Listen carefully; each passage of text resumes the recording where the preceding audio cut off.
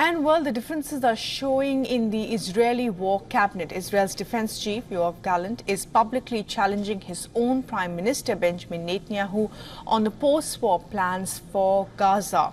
Now, Gallant has also vowed to oppose any long-term military rule by Israel in the ravaged Palestinian enclave. Netanyahu, on the other hand, while not naming Gallant, seemed to suggest that the retired admiral is making excuses for not yet having destroyed Hamas in the 8-month-long conflict. Now let's see what more the defense minister has said. Gallant has said in a televised news conference that he has been unsuccessfully trying to promote a blueprint for an alternative Gaza administration made up of Palestinians. He said those efforts got no response from various decision-making cabinet forums that worked under Netanyahu. Also noteworthy is the fact that Gallant belongs to Prime Minister's own Likud party.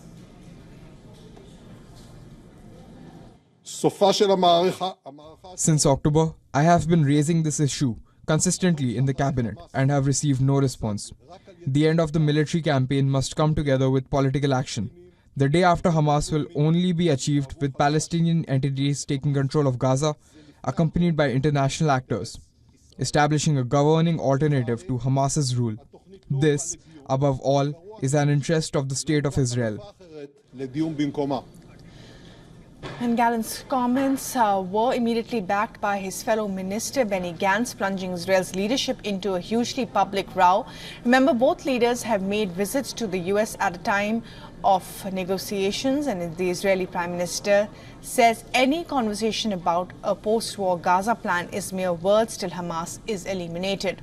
Netanyahu says destroying the 4 battalions remaining in Rafah is necessary to achieve total victory. He has also refused proposals for an internationally backed Palestinian Authority to move back into a post-war Gaza.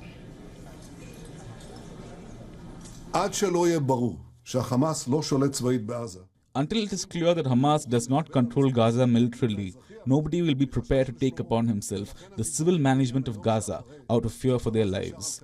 Therefore, all the talk about the day after, while Hamas remains intact, will remain mere words, devoid of content. Contrary to what is being claimed, for months we've been engaged in various efforts to resolve this complex problem. And for more on this, our correspondent Jody Cohen sent us this report from Israel. Listen in. Defense Minister Gallant has called on Prime Minister Netanyahu to find a replacement for Hamas in Gaza. He's been supported by War Cabinet Minister Gantz and the Biden administration, which says it doesn't want to see Hamas regroup in areas cleared by Israel. But Netanyahu has suggested that no Palestinian leader unaffiliated with terror would govern Gaza now, as they would make themselves a Hamas target, and that discussions are meaningless until Hamas is defeated. Meanwhile, pressure is building for a Palestinian state, with some European countries, including Ireland, seeking to recognise Palestine perhaps as early as next week. This follows the UNGA vote recognising Palestine as qualified to be a full member state. With 80% of Palestinians supporting Hamas's attack on the 7th of October, Israel has said it won't reward a massacre or create a terror state from which Israel can again be attacked. This is Jody Cohen for WION World is One. For all the latest news, download the WION app and subscribe to our YouTube channel.